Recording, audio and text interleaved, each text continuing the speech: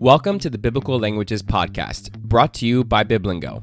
I am Kevin Grasso, your host for this episode, and I'm excited to talk with Chiara Gianollo today about word order in negative sentences in New Testament Greek. Welcome to the show, Chiara. Thank you. Thank you very much.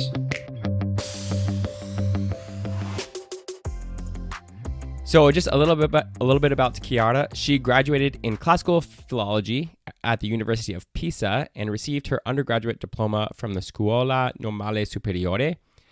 After obtaining her doctoral degree in general linguistics from the University of Pisa, she taught and participated in numerous research projects at various Italian and German universities.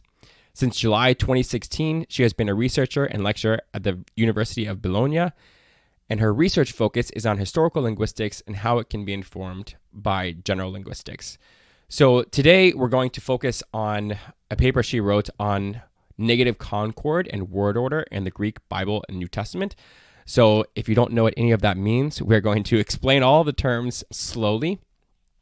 And one of the things that she does in this paper is she brings up this minimal pair example of Mark 14:60 and Matthew 26:62, which is really interesting. I when I saw that, I had just never noticed that minimal pair.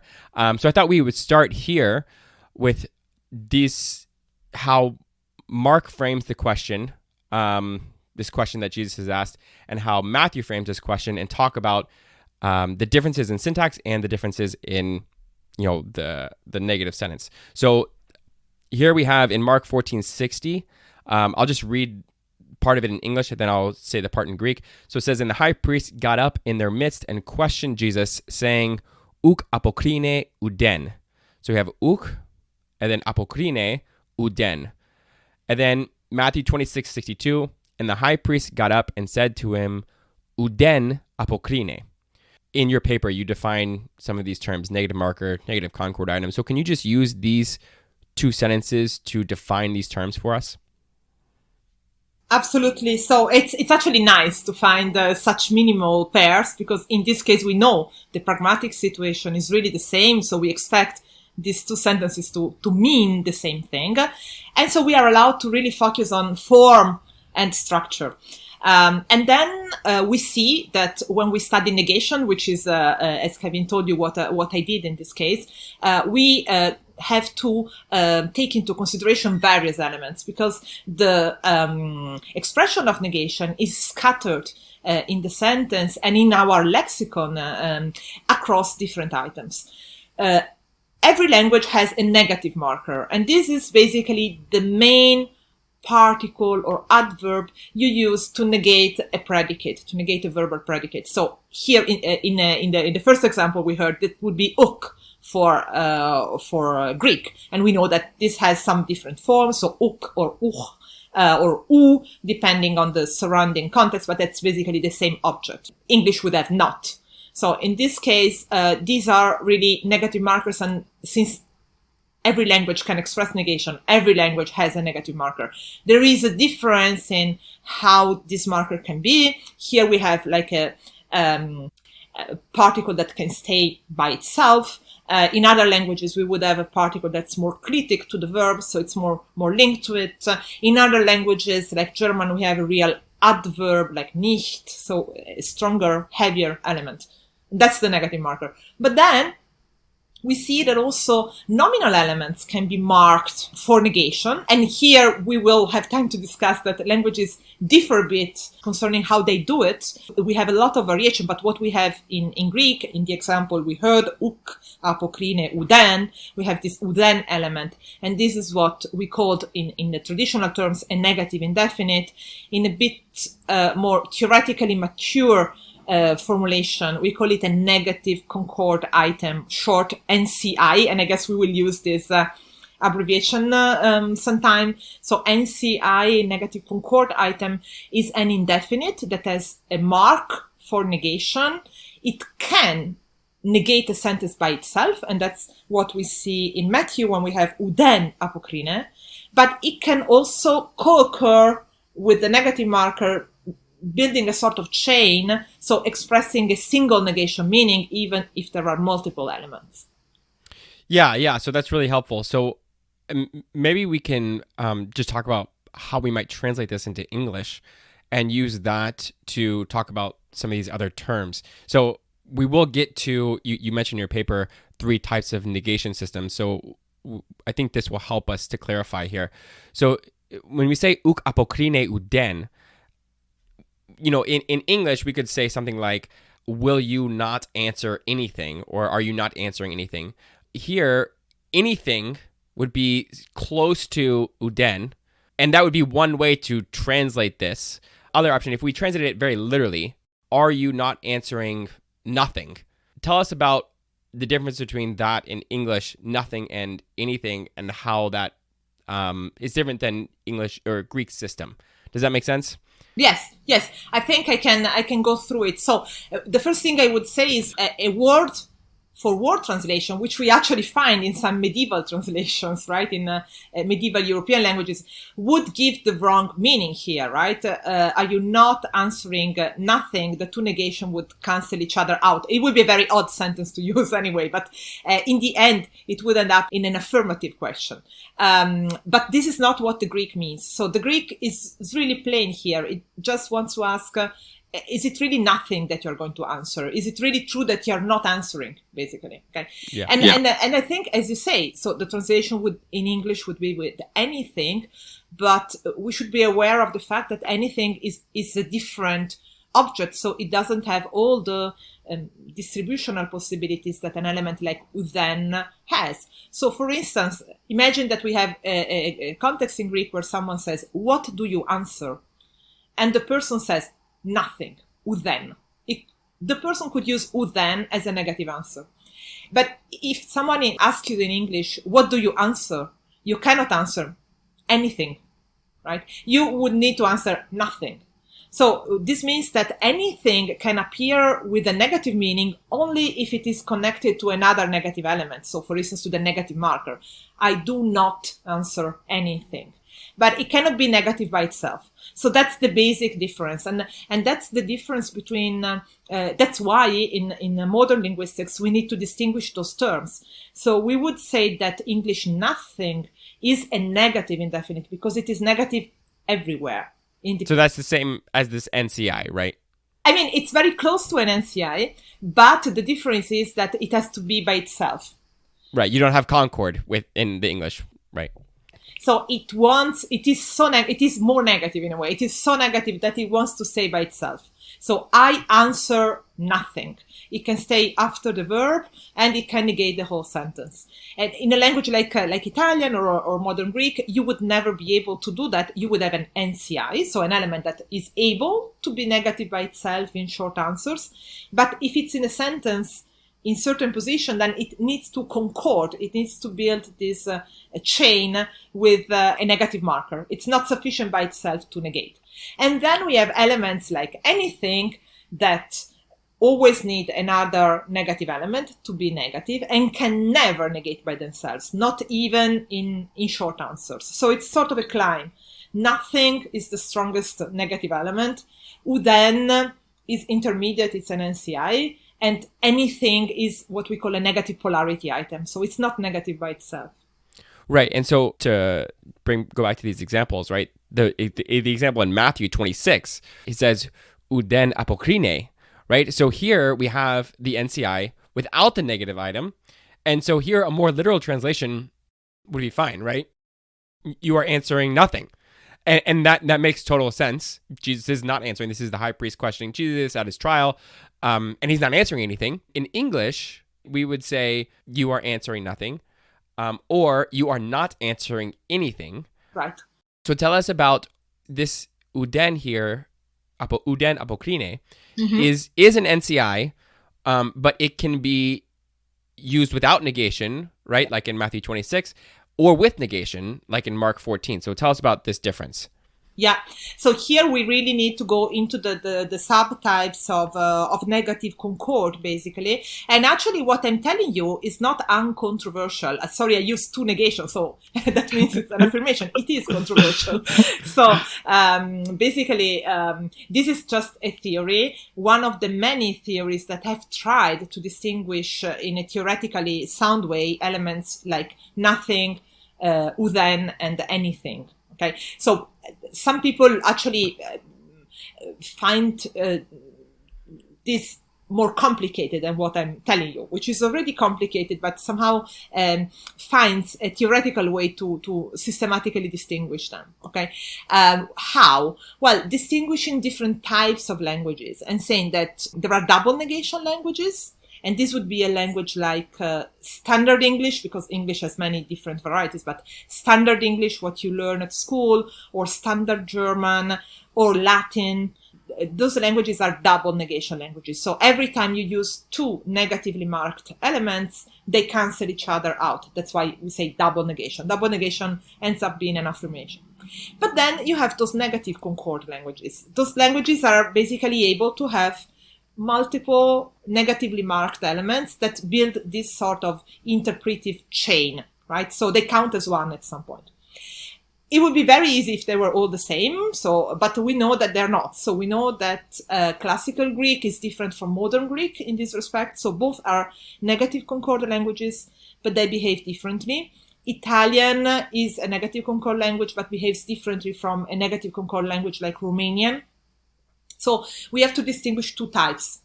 One is called strict negative concord language, and the other one is called non-strict negative concord language.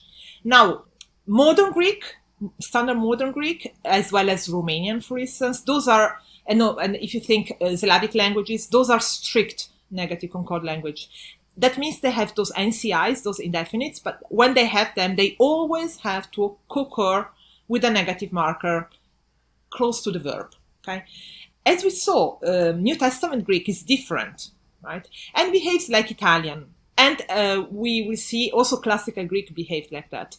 There is an asymmetry, so it's called a non-strict negative concord language, meaning that there's no strict correspondence between the presence of an NCI and the presence of a negative marker. Namely, I think that the minimal pair shows us this well, right? So if the indefinite is after the verb, occurs post-verbally, then you always need something before the verb to make the sentence negative. So in this case, you would have uk apokrine uden, because uden is after the verb. And so you need something before the verb to make the sentence really negative. But if the indefinite is already before the verb, where you need this negative mark, then it cannot occur with another negative element. And so you have uden apokrine. A Greek person would have not uttered uden uk apokrine, because in that case we would have had two negations cancelling each other out. So non-strict negative concord can deceive you, because if you see something like uden apokrine, you think, oh, that's like English, right? You just need an indefinite and you negate a sentence. But you have to look at the broader picture and see what happens when the indefinite is after the verb. And then you realize that this is a negative concord language. Yeah, so again, in English, then uden, like in Mark's example, is if you were to just translate very literally according to also the syntax, right? You would have to translate uden with a negative polarity item, like anything. But if you did it in Matthew 26, you would have to translate it with a negative indefinite, like nothing. So this is where it can. And what's so interesting, right, is that, you know, many people talk about Greek word order like it's just free, anything goes, you know, whatever. But here, this seems to be very systematic. If the negative, concord item is before the verb, you're saying you never have the negation, or if you do have the negation, you know, I don't think we have this in the New Testament, but it would be negated. So that would be something like, you know, he didn't say nothing, right? Which means he said something. In standard modern English, because people would say that all the time. Exactly. Let's remark that. Yes. What is the difference here between? Is there a difference between these two sentences in Mark and Matthew? And what does the negative concord item contribute semantically? And specifically thinking here about, you know, this difference between anything and nothing, where anything, you know, we've called a negative polarity item. There's been, we can't get into the semantics of NPIs right now. Just massive literature on on what NPIs are doing, and people are still figuring this out. But the general idea is that when it's found under negation, you're strengthening negation in some way, right? We didn't answer anything means there was not a single thing that was uttered. So is the negative concord item doing the same thing in when it follows negation, or what is it doing? That's a very, very good question. That's a very sharp question. It's difficult to answer because, again, well, for instance, I can answer from the perspective of a Romance speaker and give you the intuition on that. I think that this intuition should apply to all languages with negative concord items, but this is, of course, so we have to be conscious of the fact that this is a theoretical move, basically, right? Yeah. So that said, the consensus opinion here is that negative polarity items, so things like anything, are more emphatic. So exactly as you, Kevin, were saying, they are used to strengthen negation. For instance, in situations where you really want to exclude even the slightest possibility of an exception to what you're saying. Okay, and so there's very famous work on English on the behavior of anything, which actually is different when it's stressed, anything, and when it's not stressed. So that would open up, right, as you said, really a Pandora's box of opinions on that. But yeah, the idea is that basically negative polarity items are domain wideners. So there's no difference in the logic, but there is a difference in the pragmatics. If I tell you, sorry, I can't, you are always going to ask me, well, are you really sure that you don't have a minute in the next 2 weeks, right?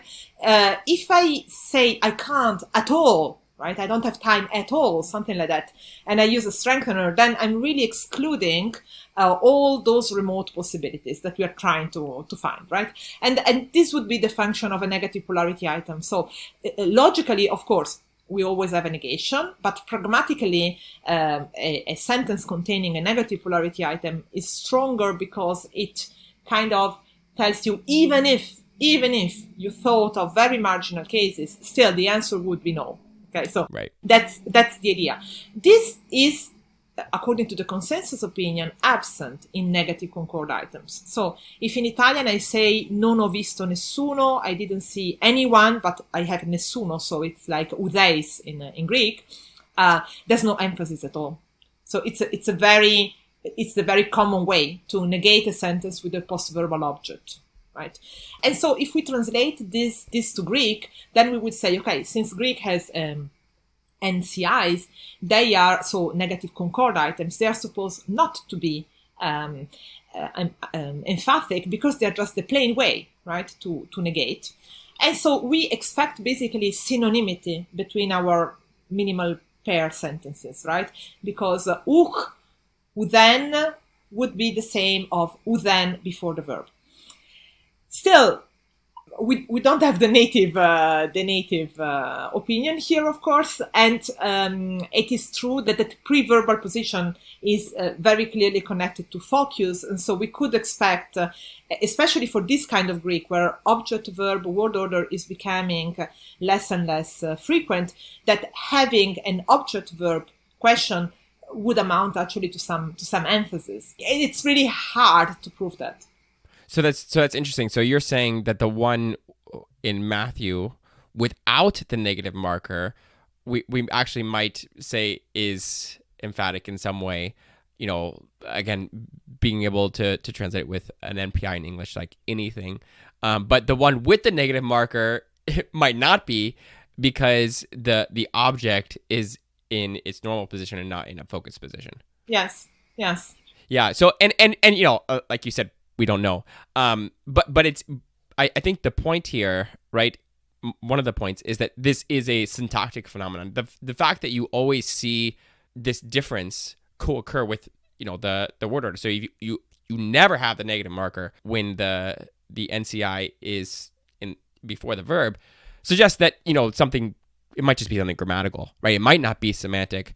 It might just be, okay, this is how it works in the syntax. So that really brings us to the syntax. So this is all introduction to word order, right? So you you try to answer two questions in this paper.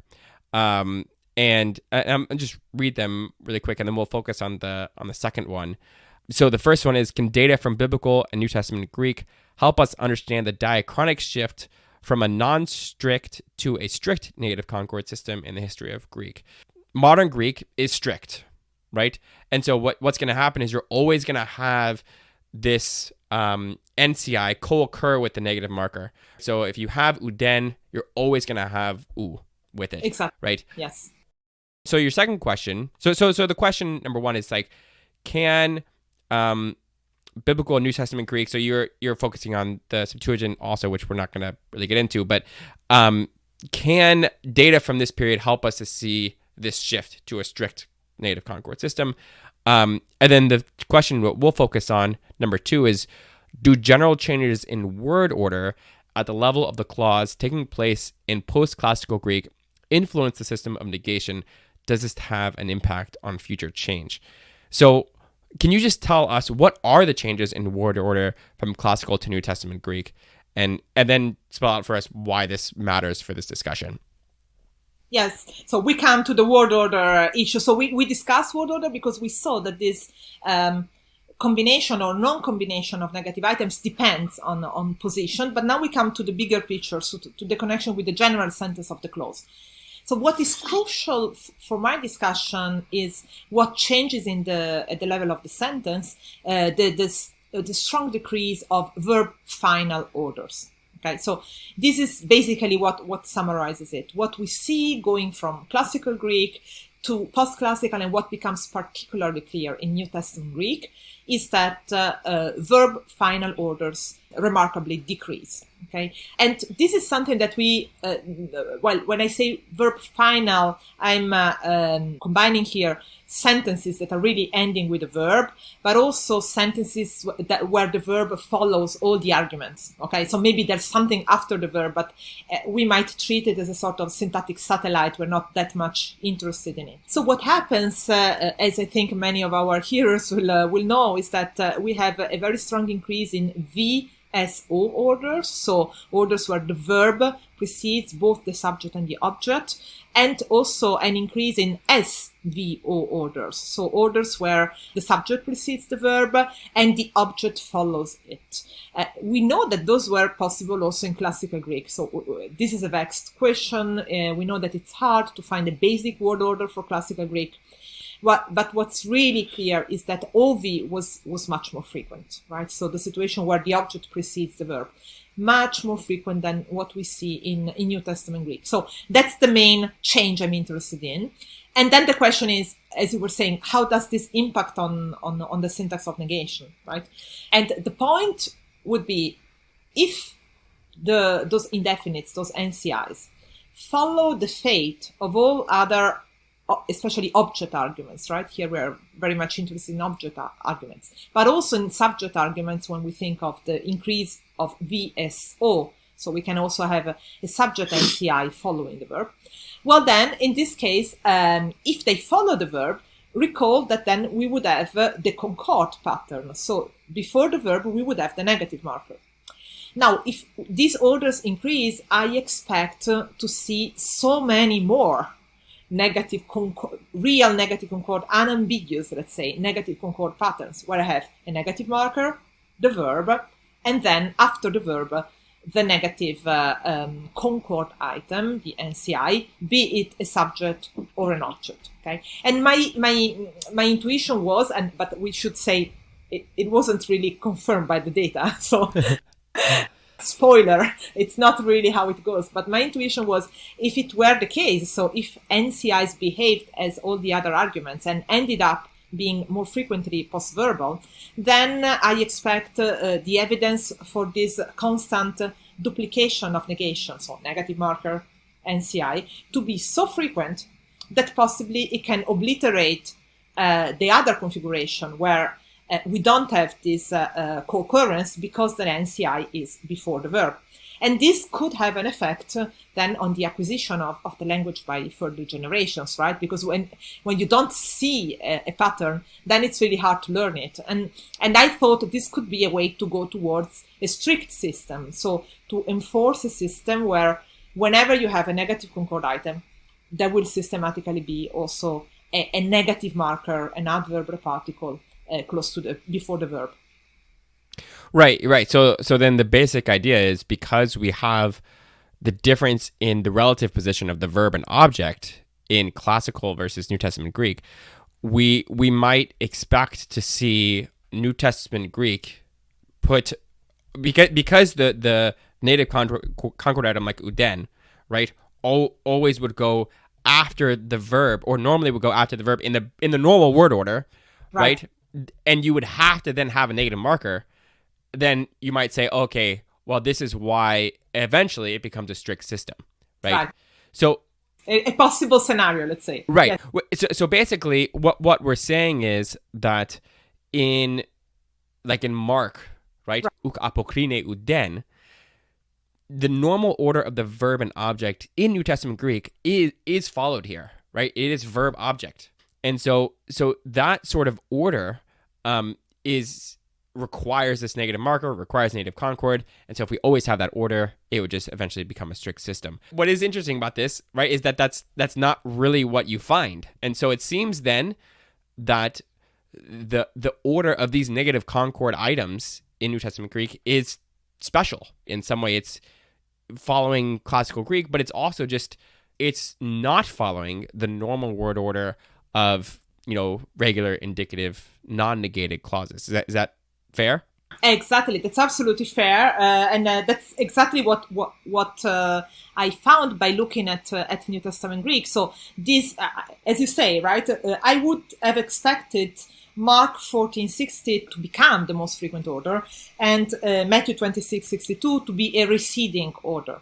But actually, it's not true. So this is true for all other objects, but not for negative concord items. And so basically what I concluded from my study, and we can talk a bit more about that, is that actually it's not that surprising, because I saw, and people before me saw it happening in other languages.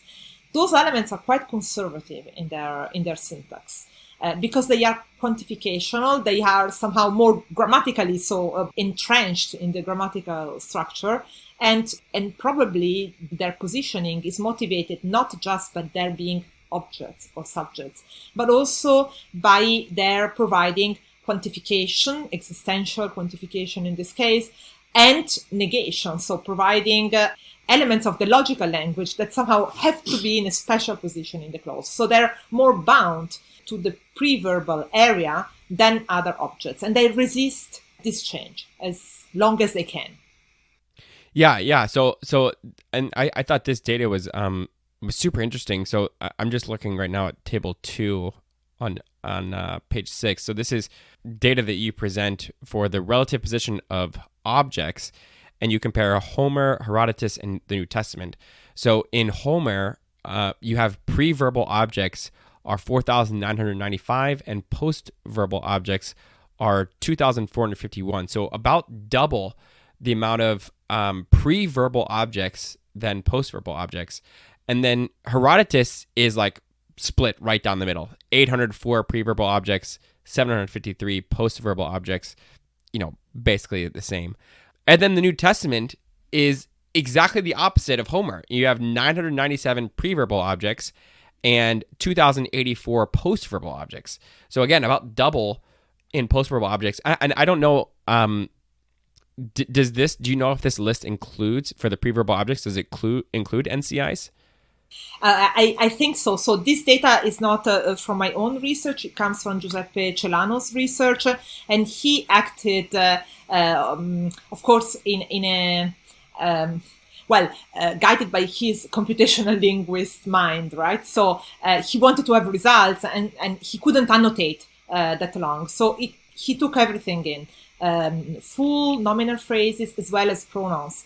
And so NCIs are here, but also, which is, I think, even more complicated, also personal pronouns, which we know tend to be clitic, tend to occupy positions due to their prosodic weight.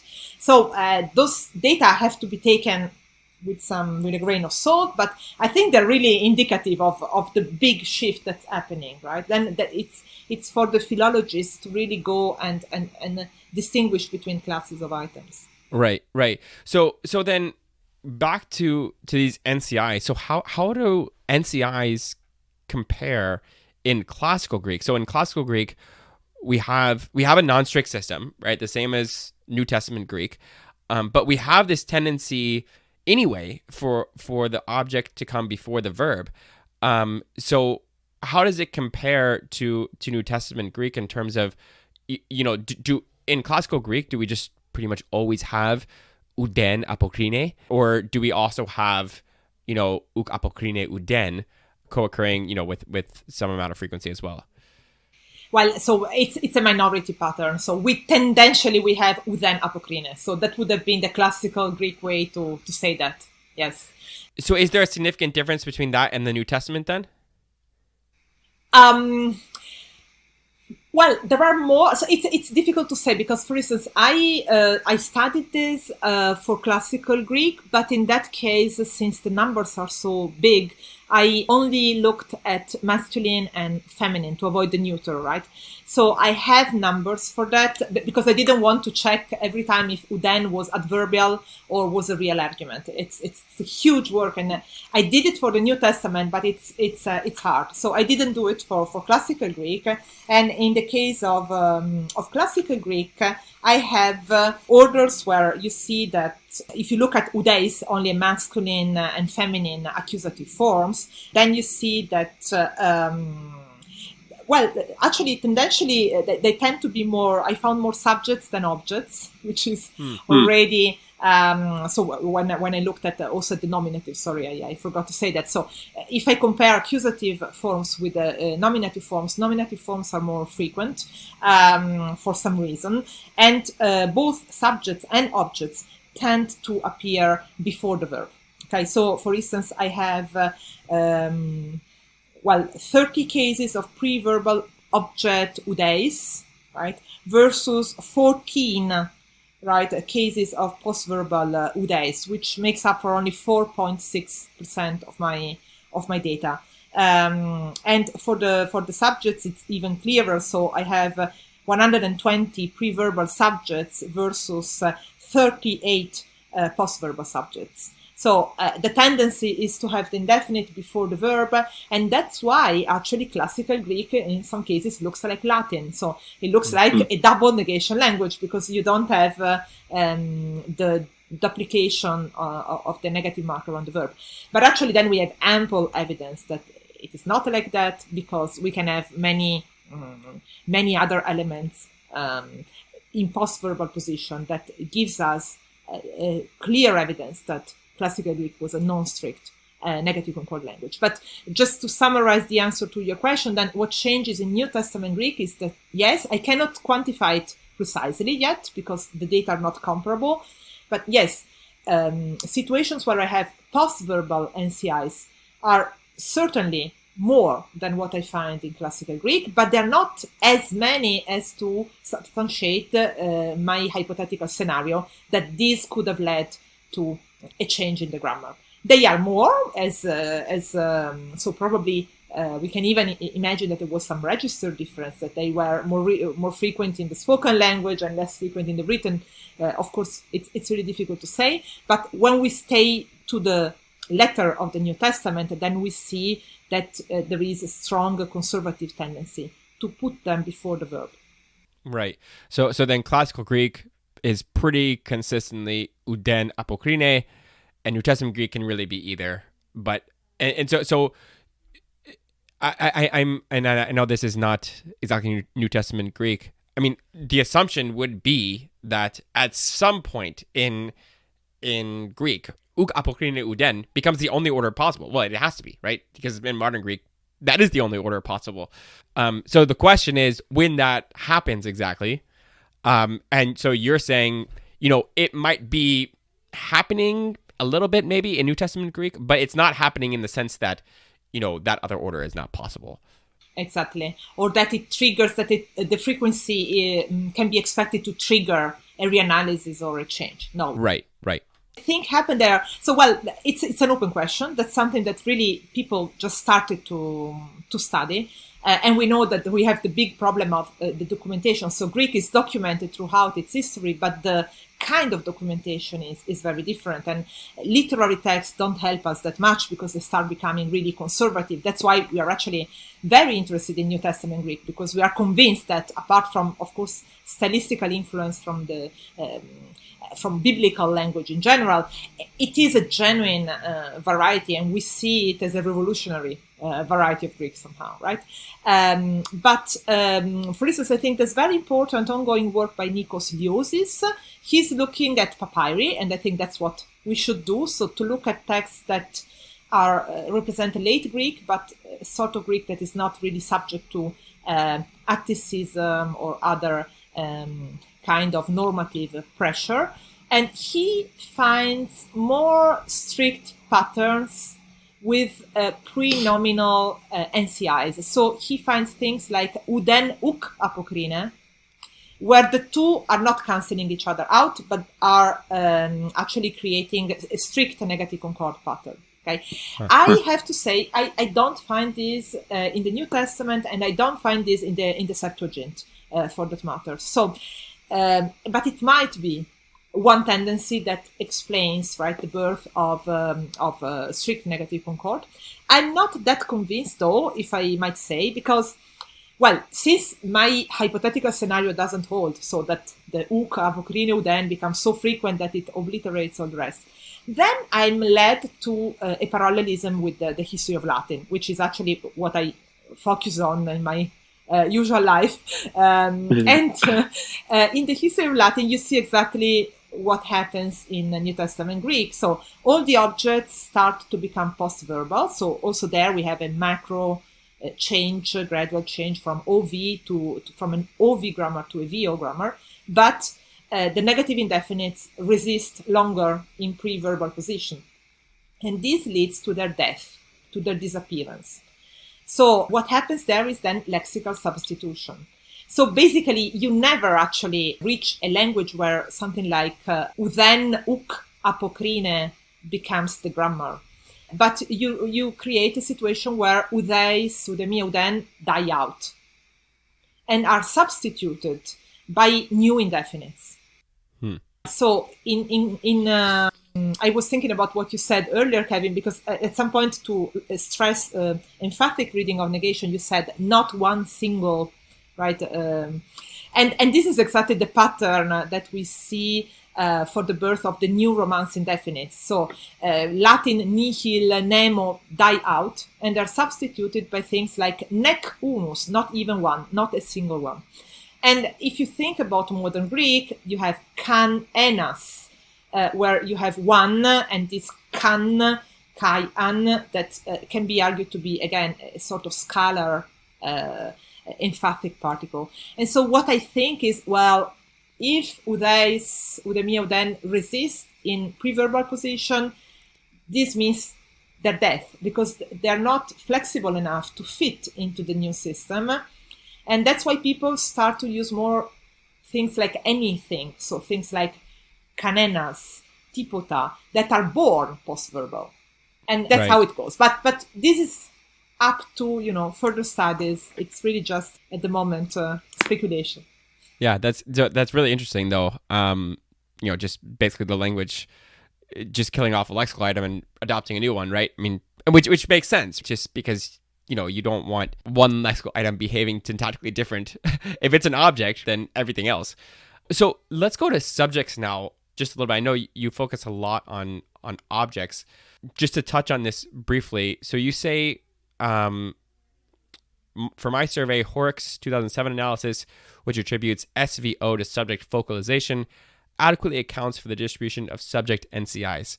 So can you explain why does it adequately account for the distribution of subject NCIs?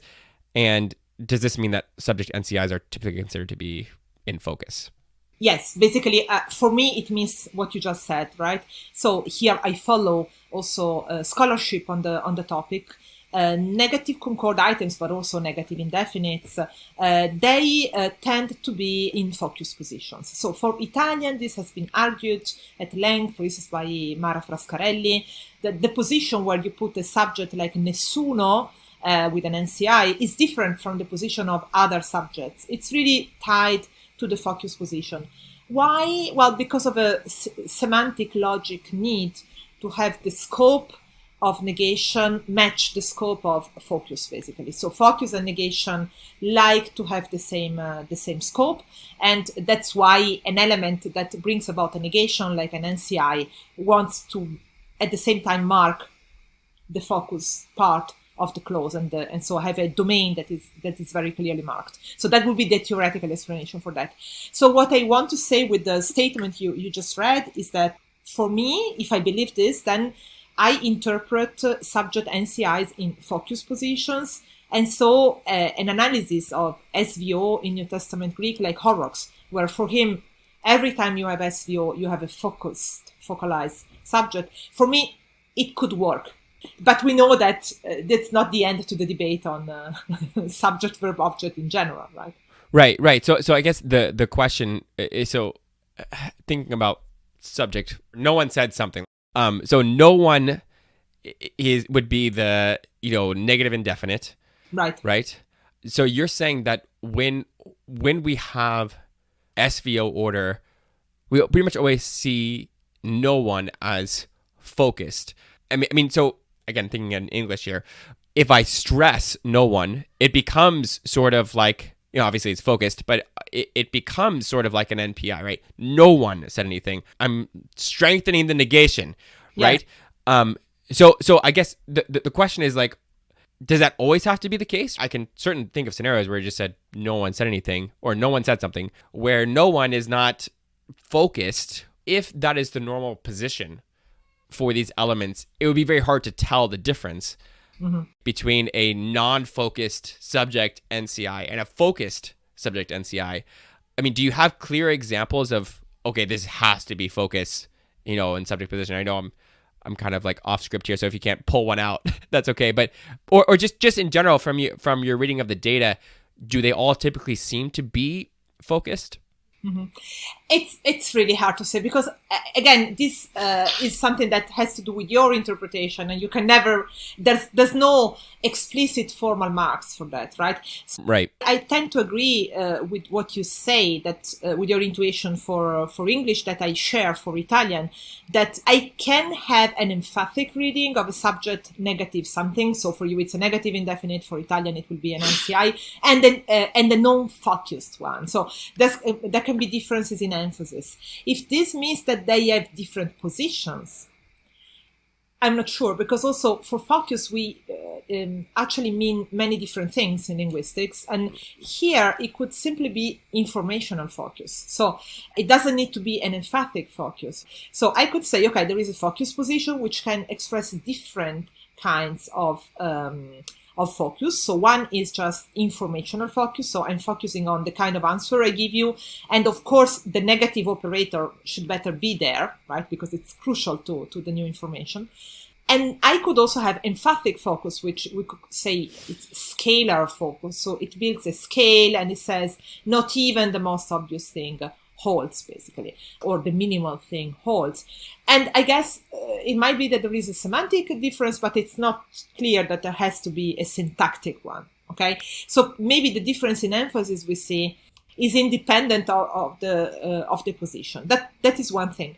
But I think there is some empirical evidence for the fact that you can say that subject NCIs can at least in some cases be focused, because we find OSV orders in the New Testament, right? So we find an object, then we find a subject, and then a verb. And in this case, the order is really, you have something where the object is topicalized. For instance, it's a frame setting topic. And then you have the subject, which is the core of the new information. And then we have the verb. So for instance, here I have examples like from the 1 Corinthians 9.15, something like to kauchemamu udeis kenose. So to kauchemamu, my reason, as for my reason for boasting, no one will take it away. Okay.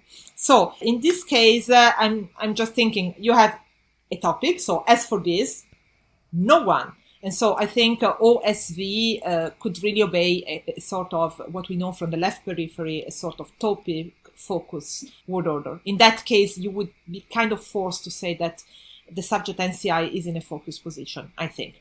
But this doesn't mean that it has to be this way in all the cases. Right. So that's really interesting. So the OSV example, I mean, in theory, that subject could be in a focus position or in a position higher than the verb that is not in a focus position and lower than the object. But that's a great example of a case where it seems to be that subject is in a focus position. I mean, just the way I would read that. Again, it's so hard with these kinds of things because you're like, well, that's how I would read it, but right. We don't really know. It's so hard to tease out that difference, because it's such a fine semantic difference between a focused subject and a non-focused simple subject. Yes. Just to point out, though, Kirk has her dissertation, and she says that SVO and VSO are both potentially neutral orders. So she basically says, right, that there is a specifier in T sometimes, right? So there is a position that for the subject that is not focus, that is before the verb, where the subject can be. But what you're saying is with NCIs, normally you're going to see them in focus position, or we don't really know sometimes.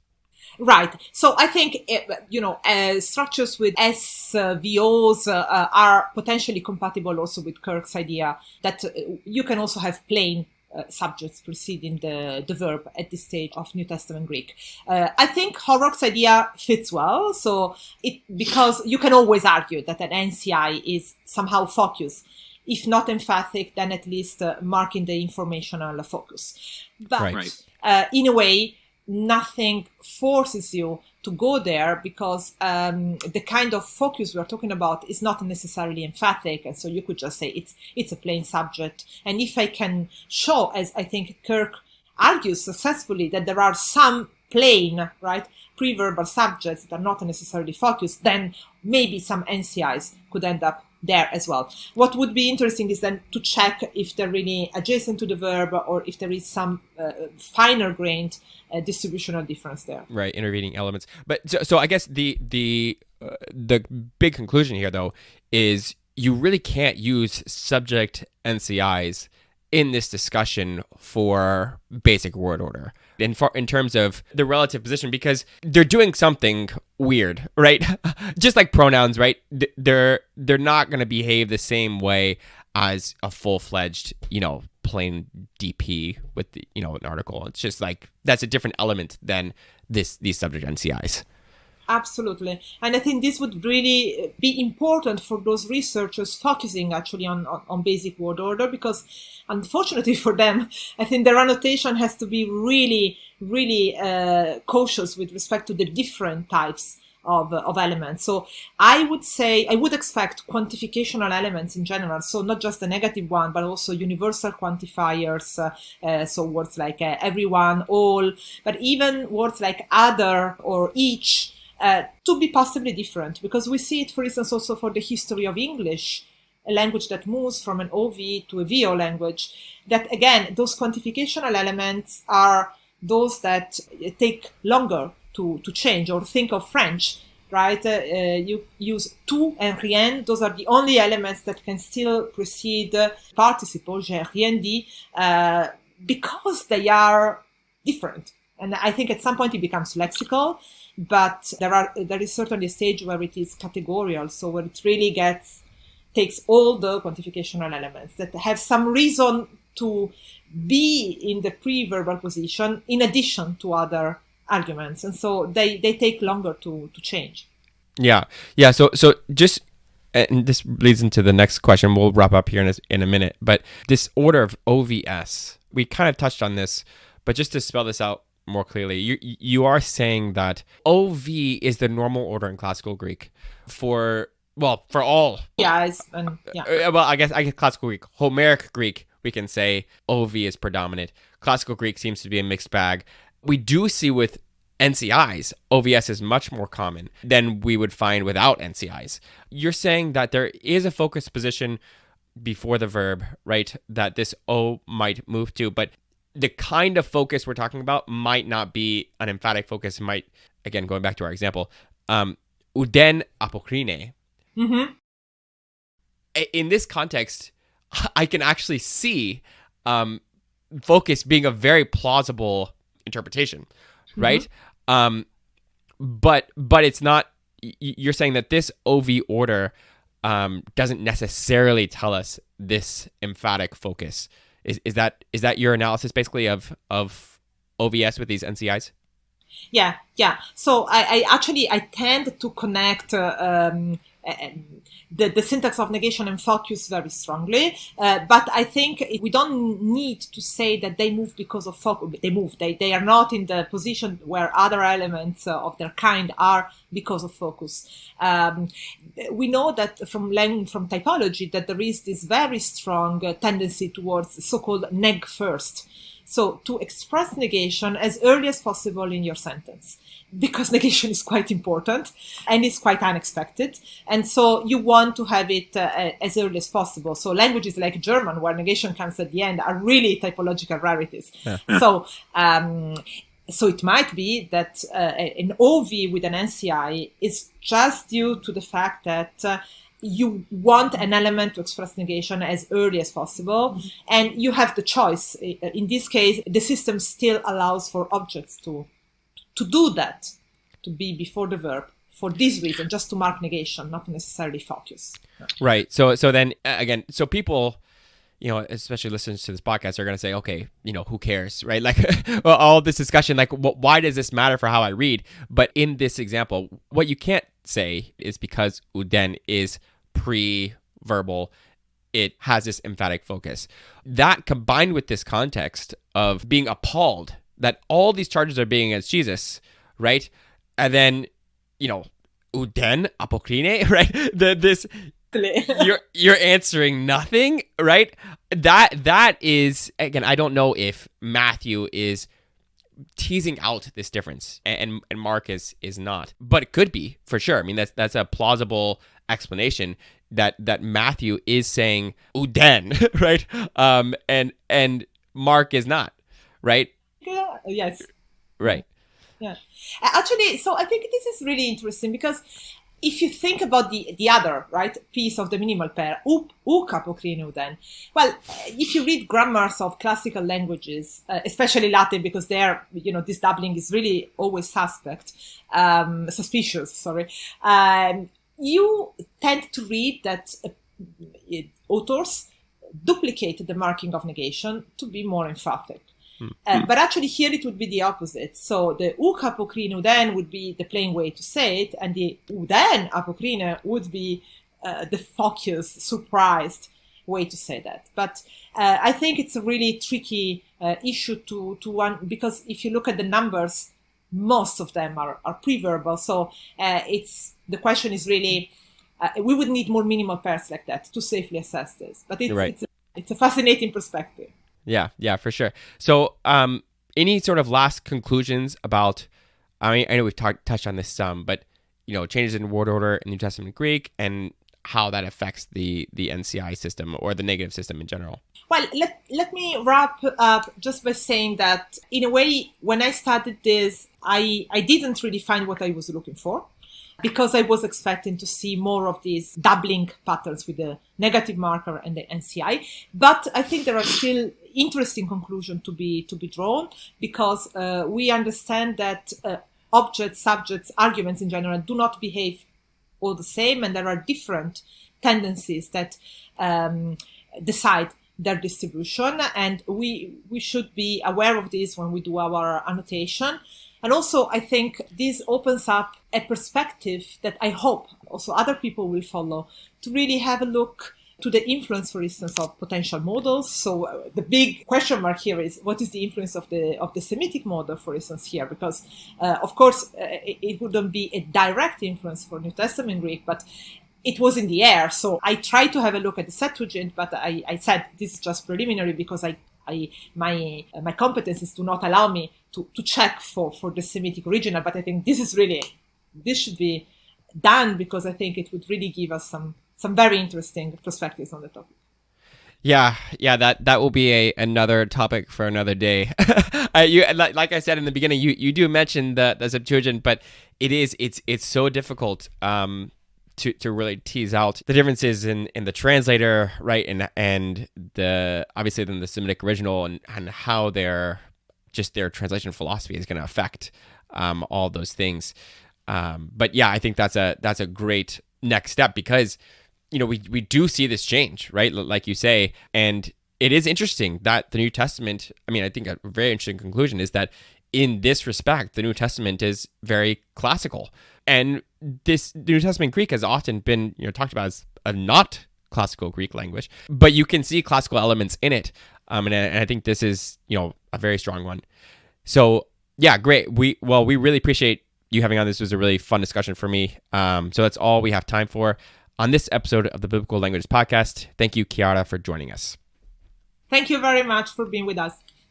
And thank you to all of our listeners out there who have taken the time to listen to the Biblical Languages Podcast, brought to you by Biblingo. We hope you enjoyed the episode.